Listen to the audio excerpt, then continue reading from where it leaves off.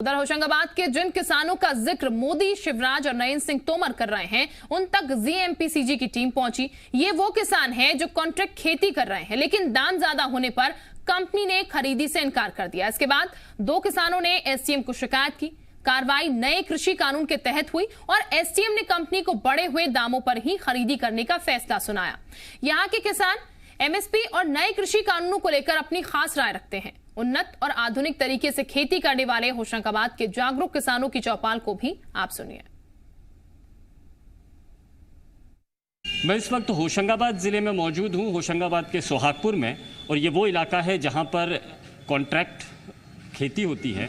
और इसी कॉन्ट्रैक्ट खेती का शिकार यहाँ के कुछ लोग हुए हैं, कुछ किसान हुए हैं, जिन्होंने जिनके साथ में कुछ कंपनियों ने धोखाधड़ी की थी, उनका अनाज खरीदने में आनाकानी की थी। और जो देश भर में जिस बात को लेकर बखेड़ा हो रहा है कि अगर कॉन्ट्रैक्चुअल फार्मिंग अगर शुरू हो गई तो इस तरह का नुकसान किसानों को उठाना पड़ेगा। तो इसीलिए सबसे बेहतर तरीका यही है कि जो कॉन्ट्रैक्चुअल फार्मिंग से जुड़े हुए किसान हैं उनसे बात करें, अनुबंधित खेती से जुड़े हुए लोग हैं उनसे बात करेंगे तो हकीकत पता लगेगी। सबसे पहले मैं आपको उस शख्स से मिलाता हूँ जिसकी चर्चा पूरे देश में हो रही है। पुष्पराज पटेल साहब हैं। पुष्पराज पटेल साहब वो शख्स हैं जिनका नाम मुख्यमंत्री शिवराज सिंह चौहान के इस वक्त ज़बान पर है। उनके ट्विटर पर आपके नाम का जिक्र है। आपके नाम का जिक्र कृषि मंत्री नरेंद्र सिंह तोमर भी कर रहे हैं, प्रधानमंत्री मोदी भी आपके नाम का जिक्र कर रहे हैं। और वो इसलिए कर रहे हैं क्योंकि आपने एक शिकायत की थी कि कॉन्ट्रैक्चुअल फार्मिंग के तहत जिस कंपनी ने आपके साथ में अनुबंध किया था फसल खरीदने का, वो नहीं खरीदी गई। क्या वाकया हुआ था आपके साथ में, पूरा डिटेल में बताइए। अब हुआ ये है, हमारे यहाँ अधिकांश हम जितने किसान यहाँ बैठे हैं ये सब कॉन्ट्रैक्ट खेती करते हैं, अनुबंधी खेती करते हैं।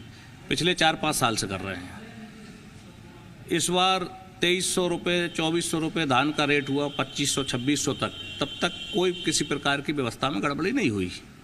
कंपनी से हमारा कांटेक्ट ये है कि जो मंडी जिस दिन आप धान देना चाहते हैं उस दिन मंडी का जो सर्वोत्तम रेट होगा, एक ट्राली का नहीं, लगभग 10 ट्राली जो जिस रेट पर जाएंगे वो एक फ्लैट रेट से 50 रुपये हम ज़्यादा लेंगे। अब जैसे ही मंडी 2950 हुई तो किसानों ने अपना माल देने के लिए कंपनी से फ़ोन से बात करना चाहा। उस दिन उनके जितने भी खरीदार थे उनके फ़ोन बंद आ रहे थे और लगभग किसानों ने व्यक्तिगत रूप से लगभग 8, सवा 8 बजे तक उनसे संपर्क करने का प्रयास किया। जब उनका संपर्क कंपनी से नहीं हुआ या 1-2 किसान जो भी हैं हुआ लेकिन उनसे कोई बात नहीं हुई तो 8:30 बजे उन्होंने मुझे फ़ोन लगाया। मैंने 11:30 बजे तक प्रयास किया उनके डीलरों से बात करने का।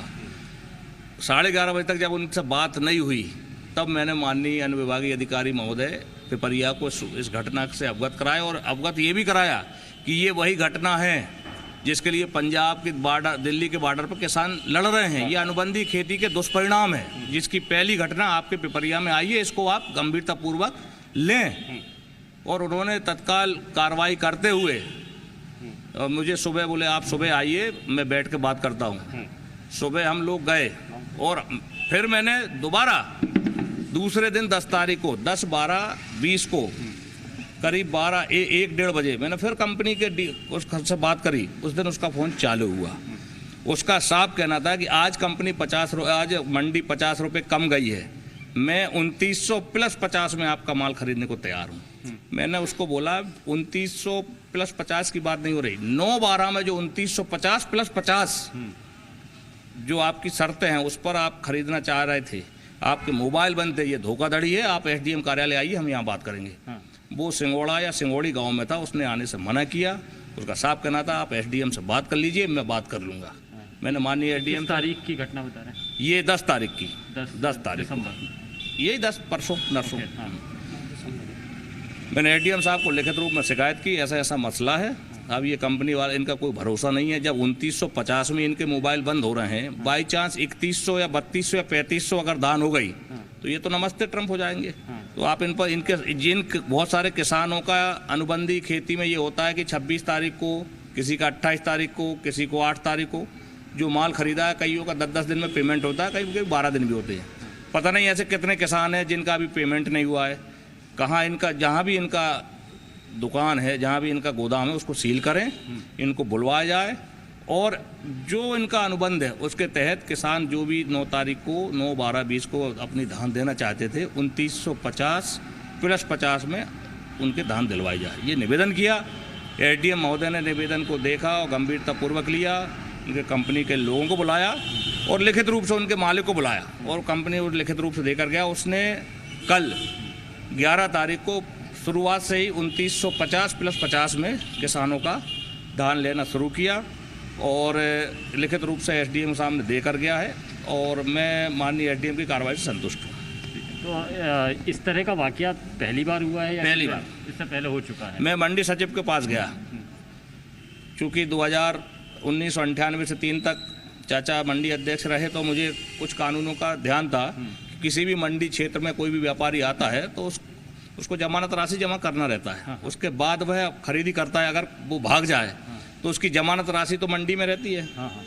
परंतु मुझे मंडी सचिव ने यह बताया कि 6वें महीने से 3 कृषि बिल अध्यादेश जारी हुए हैं। मंडी के बाहर कोई कौन खरीदी कर रहा है, कैसी खरीदी कर रहा है, किस प्रकार खरीदी कर रहा है, वो पैसा देगा, पेमेंट नहीं देगा, ये हमारी परिस्थिति में नहीं है। आप एसडीएम से बात करें। मैंने उनको यही बताया कि ये जो अध्यादेश लागू हो, उस मंडी प्रणाली इसलिए जरूरी है इस देश में। अच्छा, पहले सिस्टम ये था कि अगर उस इलाके में कहीं पर भी आएगा मंडी क्षेत्रांतर्गत कोई भी व्यापार मंडी क्षेत्रांतर्गत कोई भी व्यापारी माल खरीदने आएगा, उसको एक जमानत राशि वहां जमा करनी पड़ेगी मंडी में। उसके अनुमति के बाद वह खरीदी, अगर कोई गड़बड़ी करके भागता है उस जमानत राशि से उन किसानों का पेमेंट हो जाता है। तो ये जो कानून में जो जिस कानून के तहत वो कार्रवाई हुई है तो वो आपको लग रहा है संपन्न, मतलब भरपूर ताकत रखता है इतना कि आपका फसल वाजिब दामों पर बिके? हमारी जो शर्त थी कि 2950 + 50 जो आप अनुबंध में लिखे हो, 9/12 को जितने भी किसान संपर्क करना चाहते, भले 2 किसान संपर्क कर रहा हूँ, पर उनकी उन आपके शर्तों के आधार पर उनका धान खरीदना था। आज 2950 में आप भाग गए, कल 3200 3500 हो जाए और आप खरीद के भाग जाएं, इसकी क्या गारंटी? क्योंकि आपकी कोई जमानत राशि तो यहाँ है नहीं। एक अदना सा कर्मचारी माल खरीद रहा है, हम उसके विश्वास पर दे रहे हैं, तो हम किस पर क्लेम कर पाएँ, इसकी कोई लिखित कहीं भी नहीं है। ना तो एसडीएम साहब के पास है, ना मंडी सचिव के पास है।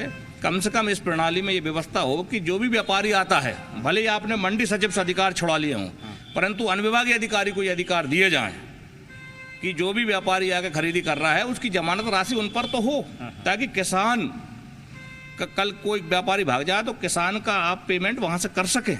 ऐसा कुछ सिस्टम और होना चाहिए और एमएसपी को कानून बनाना चाहिए। और एमएसपी कानून होना, न्यूनतम समर्थन मूल्य कर क्यों रहे हो, उस पर कानून बनाइए कि जो भी व्यापारी मंडी में न्यूनतम समर्थन मूल्य पर खरीदी करेगा उसके विरुद्ध केस दर्ज हो।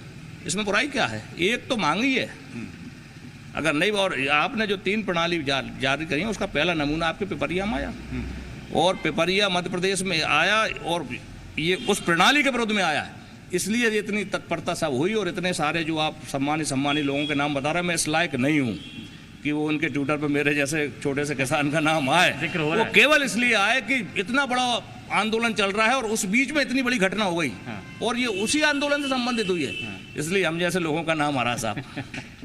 अच्छा, आप लोगों का कभी वास्ता ऐसा पड़ा है? आप सभी कॉन्ट्रेक्चुअल खेती होती है, आप लोगों का वास्ता पड़ा है ऐसा? मैं भी किसान हूँ और मैं भी 4 साल से कॉन्ट्रैक्ट खेती कर रहा हूँ। अभी तक हम लोगों के साथ ऐसा नहीं हुआ और हम तो ये मानेंगे कि इस साल जो घटना हुई है पिछले दिनों में, हमें ये लगता है कि आज जो कृषि कानून भारत सरकार लाई है उसी के कारण इसकी तुरंत कार्रवाई होकर और किसानों के हक में ये फैसला गया है एसडीएम कोर्ट द्वारा। अच्छा, तो ये जो कॉन्ट्रैक्चुअल खेती होती है ये क्या आपको मुनाफा देती है? इसमें आम उस चीज़ों से ज़्यादा कैसे मुनाफा? कॉन्ट्रैक्ट फार्मिंग के विषय में मैं थोड़ा सा आपको बता दूं। मैं 2014 से 2013 में जब धान की खेती शुरू हुई हमारे क्षेत्र के अंदर, तो 2013 में जिन किसानों ने धान लगाई वो 3500, 4000, 3800, 4200 रुपये तक धान बिका। उसको आदर्श मानते हुए यहाँ लोगों ने धान की खेती की शुरुआत की। 2014 से व्यापक रूप से यहाँ खेती शुरू हुई। 2015 से हमारे यहाँ 2015 से कॉन्ट्रैक्ट फार्मिंग की शुरुआत हुई। 2015 में जब कॉन्ट्रैक्ट फार्मिंग हम लोगों ने शुरू की, हमें उसके नियम कुछ भी पता नहीं थे। 2015, 16, 17, 18, 19, 20 6 साल हो गए कंटिन्यू। 6 सालों में आज तक हमारे साथ ऐसी कोई समस्या नहीं आई। हम लोग जो अनुबंध करते थे, हम कंपनी से कभी हमने अनुबंध नहीं किया। हम अनुबंध करते थे जो दुकानदार, जो आड़तिया या जो ट्रेडर्स वहाँ खरीदी करता था या जो हमारे विश्वास में था, हम उन लोगों से अनुबंध करते थे। हमें कंपनी से कोई मतलब नहीं था। हम पेमेंट के लिए उस व्यक्ति को जानते थे जो वहाँ आड़त पे बैठा है या जो दुकान पे बैठा हुआ है। अच्छा, अब एक घटना हो चुकी है आपके साथ, इनके साथ में, तो अब आपके दिमाग में कुछ डर आया है, सुरक्षा आई है, कुछ ऐसी बात हुई? नहीं, डर का तो प्रश्न ही नहीं है। मान लो ये घटना हुई, इस घटना में 24 घंटे के अंदर रिजल्ट आया। वो रिजल्ट इसलिए भी आ गया क्योंकि पूरे देश भर में बवाल मचा है, पहला मामला था यार। वो अभी तक कॉन्ट्रैक्ट फार्मिंग था ही नहीं, कोई नियम ही नहीं था कॉन्ट्रैक्ट फार्मिंग का। अभी जो चल रहा था कॉन्ट्रैक्ट फार्मिंग, ये हवा में चल रहा था। अब कॉन्ट्रैक्ट फार्मिंग होगा, ये नोटराइज होगा।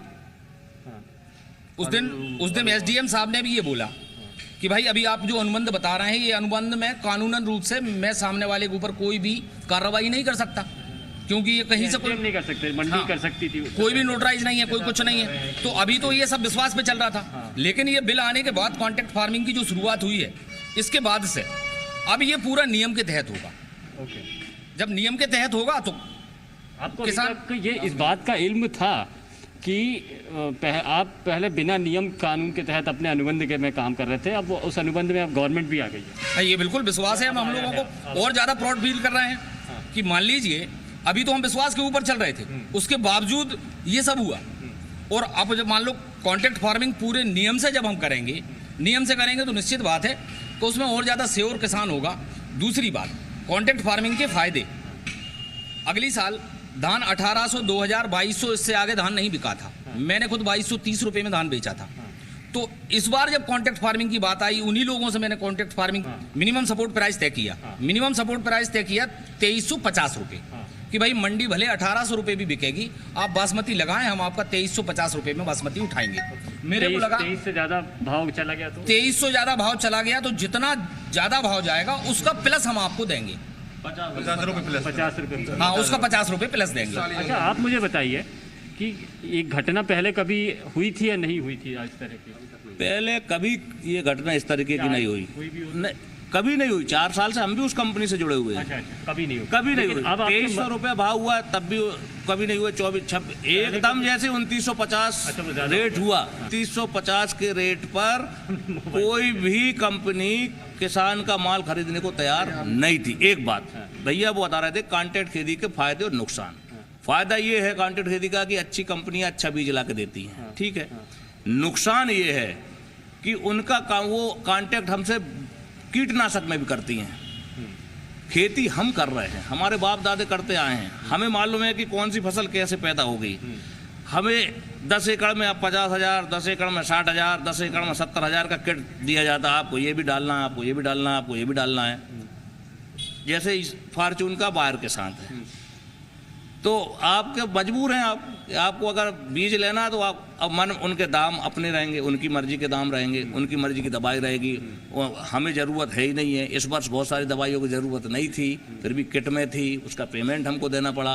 तो जो पहले ही जैसे 2350 उन्होंने करके रखा है, तो उसका सारा मार्जिन वो कीटनाशक इनसे निकाल लेते हैं। कॉन्ट्रैक्ट फार्मिंग एक जगह इसलिए अच्छी है कि हमको अच्छे बीज मिल जाते हैं बड़ी कंपनियों से, लेकिन नुकसान कहाँ है कि वो अपनी मर्जी के। अभी एक गेहूं के साथ एक कॉन्ट्रैक्ट आया है गेहूं का, हमारे पास भी आया था। हमने स्पष्ट कहा हम लिखित कॉन्ट्रैक्ट करेंगे और ये उसमें कीटनाशक हम अपने हिसाब का डालेंगे, हम आपसे नहीं लेंगे। अगर आप इस पर तैयार हैं तो आप हमसे कॉन्ट्रैक्ट करिए। हम 10 का नहीं, हम 50 एकड़ करने को तैयार हैं। किया हुआ या नहीं हुआ? 10 एकड़ का किया है और उन्होंने यही किया कि हम आपको बीज देंगे, आप खाद अपनी तरफ। इस घटना के बाद में क्या सोचते हैं आपकी, क्या कंपनियां आती हैं, बड़ी कंपनियां आएगी तो धोखाधड़ी कर सकती हैं? और घटना के बाद से थोड़ी सुरक्षित महसूस तो करेंगे, सरकार थोड़ी सुरक्षा तो प्रदान करेगी किसानों को, ऐसा महसूस होता है। हम भी कॉन्ट्रैक्ट 2-3 साल से कर रहे हैं। अच्छा, 2-3 साल से। अभी कोई घटना नहीं। लेकिन कंपनी से हमारा कोई लेना देना नहीं है। हम जो लोकल के जो हमारे जिनसे हमारा संबंध है, हम उन पर भरोसा करके करते हैं। हम कंपनी एजेंट्स होंगे ना, वो एजेंट्स होंगे। नहीं, हम किसी पर भरोसा करें, कंपनी वालों को हम जानते नहीं, उन पर भरोसा कैसे करें? कंपनी जो परचेसर नियुक्त करती है क्षेत्र में, परचेसर जो नियुक्त करती है, परचेसर के विश्वास के ऊपर ही कॉन्ट्रैक्ट फार्मिंग हो रही है अभी तक। बताइए, परचेसर जो होते हैं, अभी तक क्या था कि हमारे यहाँ पर सुहागपुर ब्लॉक और पिपरिया अलग अलग मंडी में क्षेत्र में आते थे। तो जब जो हमारी बायर फॉर्चून कंपनी जो जिससे हम लोगों का टाई अप था, वो यहाँ पर आई थी, तो उसने जब शुरुआत खरीदारी की तो उसमें उसने यहाँ पर हमारी जो सोहागपुर क्षेत्र है वो सेमरी हरचंद मंडी के अंतर्गत लगता है, तो उसका भी एक जो व्यापारी होता है जो कि रजिस्टर्ड होता है मंडी में, मंडी अधिनियम के अंतर्गत, उसके द्वारा खरीदी की थी और हम लोगों किसानों को भी मंडी की बाकायदा रसीद प्राप्त होती थी। और उन्हीं लोगों को कंपनियां भी क्या है उन्हीं लोगों को परचेसर नियुक्त करती थी जिसका कि मंडी में रजिस्ट्रेशन हो, ऐसा होता था। अभी तक एक डीलर के साइन होते हैं छोटी कार्य साधारण पर्ची पर, अगर कंपनी भाग जाए तो वो डीलर जेल जाएगा, ठीक है ना। हमारे कंपनी को और हमारे बीच में वो डीलर हमारा समझौता कराता है, वो हमें लाता है ये कंपनी बड़ी अच्छी है इसको आप ये करो। इसमें भी यही हुआ, कंपनी का कहीं नामो निशान नहीं, ना उसके अनुबंध पे कहीं उनका रजिस्ट्रेशन नंबर, ना टिन नंबर, ना पिन नंबर, कुछ भी नहीं। किसका नंबर, एक छोटा सा जो दवाई विक्रेता है वायर कंपनी का, उसके साइन थे। अब कुछ भी होता तो वो डीलर फंसता। और ये भी जानकारी उन्होंने खुद दी कि जो वेयर हाउस में हमने माल रखा है वो भी हमने हमारे नाम से नहीं रखा है, हमने किसी तीसरे कंपनी के नाम से रखा है। अगर वो भाग भी जाए तो उस पर कोई आँच नहीं, उन पर कोई आँच नहीं। आज किस पर आएगी, वो डीलर पे जो जिसकी हैसियत नहीं है जानकारी। तो ये तमाम ये इस बार हो गया। अगली बार जब भी किसान कांटेक्ट करेगा, ये सब पढ़े लिखे किसान हैं, बड़े बड़े किसान हैं, मतलब सब संपन्न किसान हैं, ये सब टिन नंबर भी देखेंगे, पिन नंबर भी देखेंगे, क्योंकि जब कोई घटना घटती है तो बिल्कुल सब देखेंगे। और मैं तो सबसे निवेदन करता हूँ कि देखना चाहिए, अगर भाग जाए तो कोई किसी को पालने नहीं आएगा। अपनी सुरक्षा अपने हाथ करनी पड़ेगी किसान हित में। हम ये नहीं कर रहे। सवाल ये है इसको लेके कि आप कोई अच्छी चीज हमारे लिए बना रहे हैं तो एक बार हमसे पूछ लो कि हमें किस चीज की जरूरत है। आपने हमारे लिए कोई अच्छी चीज बनाई, हमसे पूछे ही नहीं। अब वो हमारे हित में है या नहीं है, उसकी हमें जरूरत है या नहीं है। जब आपने बना ली और हम कह रहे हैं साहब ये हमारे हित में नहीं है, तो आप मान क्यों नहीं रहे? आखिर क्या कारण है? आपके पीछे वो कौन लोग हैं जो आपको मानने नहीं दे रहे? जब पूरा देश का किसान, मेरा निवेदन है तो वो भी रहे नहीं, केवल एक बात है, एमएसपी। आप एक तरफ कह रहे हैं हम एमएसपी दे रहे हैं, एक तरफ आप कह रहे हो एमएसपी दे रहे हैं। एमएसपी आप लिख भी रहे हो, भारत सरकार को उसमें भी आता है एमएसपी इस साल इतनी की है, गेहूं इतना एमएसपी पे, चना इतना। तो उसको कानून बनाने में क्यों डर रहे हो? सवाल इस बात का, कानून बना दीजिए, खेल खत्म, समझौता वही है। तो अब मेरा आखिरी सवाल आपसे है कि अब आप कॉन्ट्रैक्ट खेती पर जाएंगे या नहीं जाएंगे? देखिए साहब, जो सिस्टम चलता है किसानी में, किसान उस तरफ चलता है। ऐसा नहीं है कि 10 आसपास के सारे किसान 400 किसान कॉन्ट्रैक्ट खेती कर रहे हैं और हम अड़े हैं। परंतु कॉन्ट्रैक्ट खेती के गुण और दोष, जैसे मैंने अभी बताया, मैंने गेहूं में कॉन्ट्रैक्ट किया, लेकिन मैंने उसका दोष हटाया। भाई मैं आपकी कीटनाशक दवाई नहीं लूंगा। भाई खेती हम कर रहे हैं, हमें ज़रूरत है जिस दवाई की, आप दूसरी दवाई भेज रहे हो, ये नहीं चलेगा। तो कॉन्ट्रैक्ट खेती में बीज अच्छा मिलता है, लेकिन हम उनका कीटनाशक उपयोग नहीं करेंगे। सारा मार्जिन कंपनियां कीटनाशक दवाइयों से वसूल लेती हैं। आपको लगता है ये हमारा अच्छे रेट में ले रही हैं, वो पीछे के रास्ते से आपका पूरा मार्जिन वहाँ ले जाती हैं। तो कॉन्ट्रैक्ट खेती भी यहाँ ये दोष है। दूसरा, भाई ये गारंटी ले कि हम मंडी आपका बंद हो या चालू हो, हम तो इस रेट से कम पे नहीं खरीदने देंगे, ये कानून बन जाए। हमें क्या, अगर क्वालिटी खराब हो गया या ये मंडी, देखिए क्वालिटी रेट होने, देखिए आज भी मंडी में ये प्रणाली है कि कोई ट्राली में ऊपर माल कुछ रखा है। कल मैं मंडी गया था परसों, आप पता करिए 10 तारीख को एक किसान का एक आया, उसने ऊपर माल कुछ रख के लाया, नीचे कुछ कहीं के पंडित जी का माल था। मंडी सचिव के पास वो मामला आया, उन्होंने कहा नहीं ये आपका ये माल अलग है, ये माल अलग है। वो अधिकार मंडी सचिव को रहता है। हमारा ये कहना है कि यदि किसान से कंपनी का यदि रिटर्न कॉन्ट्रैक्ट, जैसा कि उसमें एक क्लास दिया है, यदि रिटर्न कॉन्ट्रैक्ट होगा तो किसान किसी भी हालत में उसके ऊपर क्लेम कर सकता है, क्यों नहीं कर सकता? पर यदि रिटर्न कॉन्ट्रैक्ट नहीं होगा तो कैसे होगा? करना चाहिए उसको रिटर्न कॉन्ट्रैक्ट। चलिए, आपकी वजह से होशंगाबाद फिर से एक बार देश में चर्चाओं पर है, क्योंकि आप जागरूक किसान हैं और आपकी वजह के बाद में कृषि कानून को लेकर बहुत सारी भ्रांतियां भी ख़त्म हो रही है, कई नई चीज़ें पता लग रही हैं कि इसमें क्या क्या है। और ये होशंगाबाद में किसानों के साथ में, संपन्न किसानों के साथ, जागरूक किसानों के साथ चौपाल में ये पता लगा है कि जो पहला मामला मध्य प्रदेश के होशंगाबाद से निकलकर सामने आया है, उसने कृषि कानून को लेकर देश को कुछ नई जानकारियाँ दी हैं। कैमरामैन नंदन विश्वास के साथ संदीप भमरकर, जी मीडिया, होशंगाबाद।